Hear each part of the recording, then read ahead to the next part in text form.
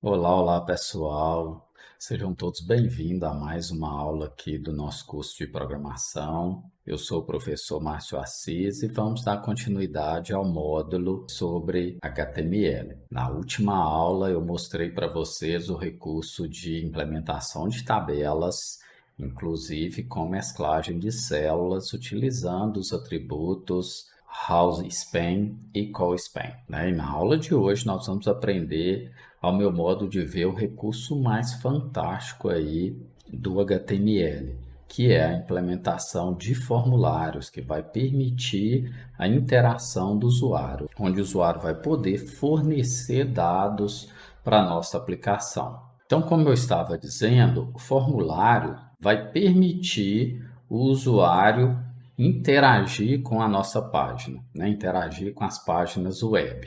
Aqui tem um exemplo de um formulário que envolve aí uma página de Fale Conosco, Fale com a nossa equipe, né? Onde o usuário vai poder fornecer alguns dados como nome, e-mail, o nome da empresa que ele trabalha, telefone, coisa do tipo. Isso é só um exemplo aqui de formulário que a gente consegue implementar aí utilizando a linguagem HTML. Usando formulários, né, o usuário vai poder interagir com a nossa página e, consequentemente, enviar dados para o servidor, onde os dados aí vão ficar armazenados em um banco. Esses dados vão ser manipulados via um script PHP ou qualquer outra linguagem do lado do servidor. Né? Na programação web é importante a gente falar sobre isso. A gente tem linguagens do lado do cliente e linguagens do lado do servidor. Linguagens do lado do cliente são, por exemplo, HTML, CSS, JavaScript. São linguagens que a gente utiliza para implementar o front-end, ou seja, a interface das nossas páginas.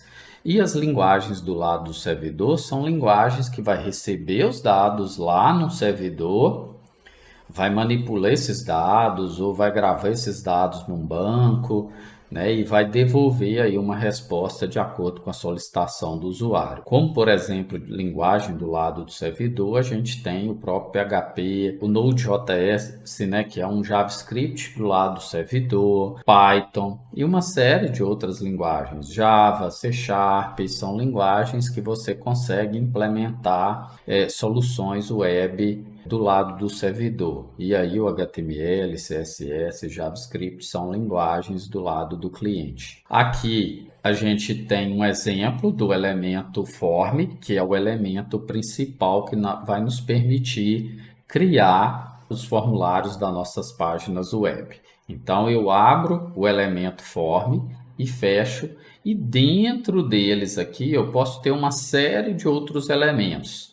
Né? A maioria deles vai ser o que a gente chama de input, né? Que são essas caixas aqui, ou pode ser em outros formatos, né? Formato de drop-down e etc., como a gente vai ver mais adiante. O formulário, ele tem aí dois atributos principais. A gente já viu nas aulas anteriores que atributos são características aí do formulário. Ele vai nos permitir alterar uma característica aí de um determinado elemento HTML. No nosso caso aqui, a gente tem um primeiro atributo que é o action. Então, eu tenho form, tenho o atributo action e o valor desse atributo vai determinar aí a ação do formulário, ou seja, na hora que eu implementar um formulário, qual o script que vai manipular, que vai receber esses dados, ou qual que vai ser a próxima ação do formulário na hora que ele for submetido. O outro atributo é o método. O método aqui é muito importante, é interessante vocês conhecerem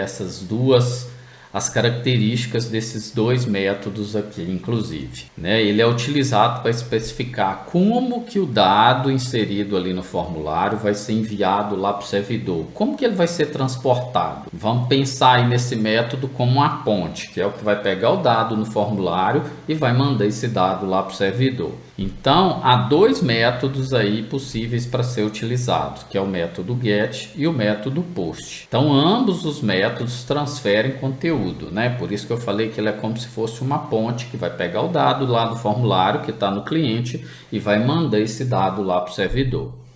Então, a gente conheceu aqui, nesse momento, dois atributos. O action, que define a ação do formulário, como, por exemplo, aqui a gente definiu o actionpage.php, ou seja, esse script aqui que vai receber os dados do formulário e vai manipulá-lo. E o método de envio, que no exemplo aqui eu coloquei o post, mas poderia usar aqui o get ou post, a gente vai ver a diferença entre eles daqui a pouco. Então eu criei essa imagem aqui para mostrar para vocês as principais diferenças entre os métodos de envio. No método get, os dados são enviados via URL, ou seja, esse http aqui, um endereço que a gente coloca, é o que a gente chama de URL. Então vocês podem perceber aqui, ó, tem user como se fosse uma variável e o valor dela, e tem uma variável name e o valor.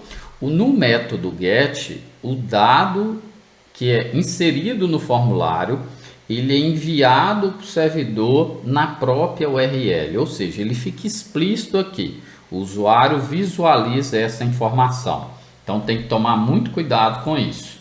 Vou mostrar aqui um exemplo para vocês. Se a gente digitar aqui, ó, programação web. Na hora que a gente vai ver a URL aqui, ó, a gente pode perceber o quê? Que criou-se uma variável e aí foi atribuído um valor para essa variável. Aqui tem várias variáveis, né? Que é um mecanismo de busca aqui, o motor de busca da Google.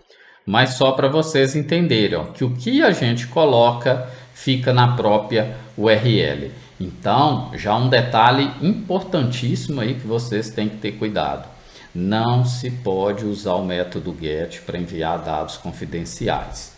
Né? Se eu mudar a minha busca aqui, ó, vou colocar aqui JavaScript, né? Só para exemplo. Ele mudou o valor da variável, tá vendo? Então, o Google usa o método get para enviar o dado para o servidor. Já o método post, ele envia os dados no próprio corpo da página. Então, esses dados ele não fica explícito para o usuário.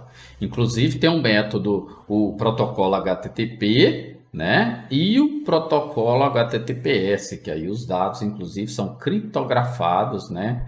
Antes de serem enviados aí, tá? Aqui tem mais detalhes. Então, como a gente já comentou, o GET, ele anexa os dados do formulário ao URL, né? Em pares de nome e valor separado por e-comercial. Então, se você tem vários valores, vai separar por e-comercial, igual foi dado nesse exemplo aqui, e aí ele vai colocando aí nome e valor. Não é interessante usar get para dados confidenciais, né? Porque esses dados vão ficar visíveis para o usuário. Então nunca use get, por exemplo, para enviar usuário, senha, coisa do tipo. Tem um comprimento do URL que é limitado. É útil para envios de formulário onde o usuário deseja marcar o resultado, ou seja, o usuário deseja visualizar ali ou se ele quiser alterar o resultado via na própria URL. Então isso é muito importante nesse sentido. Às vezes em algumas telas de edição ou algumas buscas que você faz aí por determinados registros, aí você pode utilizar o método get.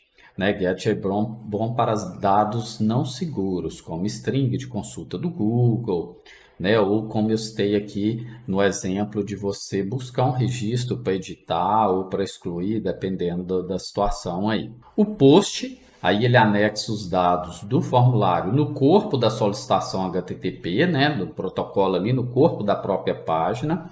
Os dados enviados não são mostrados ali no URL, ficou oculto, como a gente pôde ver no exemplo passado. O post não tem limitação de tamanho, né, e pode ser usado para enviar grande quantidade de dados, isso é uma outra vantagem importante. Então, se você tem um formulário muito extenso, que tem arquivos para ser anexados, coisa do tipo, é interessante você usar o post. Na maioria das vezes a gente vai usar o post, inclusive. Os envios de formulário com post não podem ser marcados, não podem ser alterados aí para o usuário, como é o exemplo do método get. E aí agora a gente vai falar um pouco dos tipos de inputs que a gente pode inserir no formulário.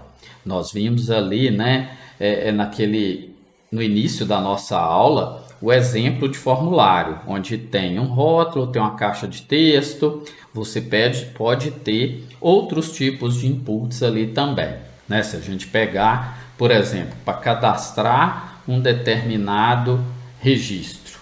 Bom, então eu vou pegar como exemplo aqui americanas.com, né? Não é propaganda, é só para exemplificar mesmo. Aí eu vou criar um novo cadastro. Então, o que a gente percebe aqui? Quando eu vou criar um novo cadastro, ele abre um formulário. Então, aqui a gente tem uma noção dos tipos de inputs que pode ter no formulário. Então, eu tenho input do tipo text, eu tenho input do tipo rádio, onde o usuário ele pode escolher apenas uma opção, então que a gente chama de radiobuto, né?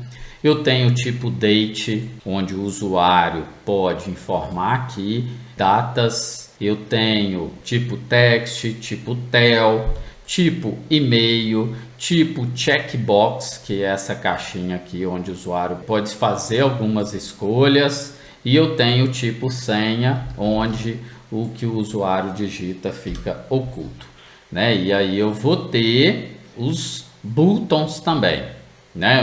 As inputs do tipo button ou do tipo submit, como a gente pode ver aqui no nosso slide. Ó. Então nós temos os tipos text, password, submit, reset, rádio, que é aquela bolinha onde o usuário marca, checkbox, que é o quadradinho, button, e-mail, number, color, range, que é tipo uma barrinha de progresso ali, né? Search, que é para pesquisa, tel, time, URL, date e tantos outros, tá, gente? Tem uma gama boa aí de tipos de inputs que podem ser implementados no formulário. E aí na próxima aula eu vou mostrar para vocês como implementar isso na prática. E a gente vai para o Visual Studio Code e eu vou implementar alguns formulários com vocês. Um grande abraço e até a próxima aula.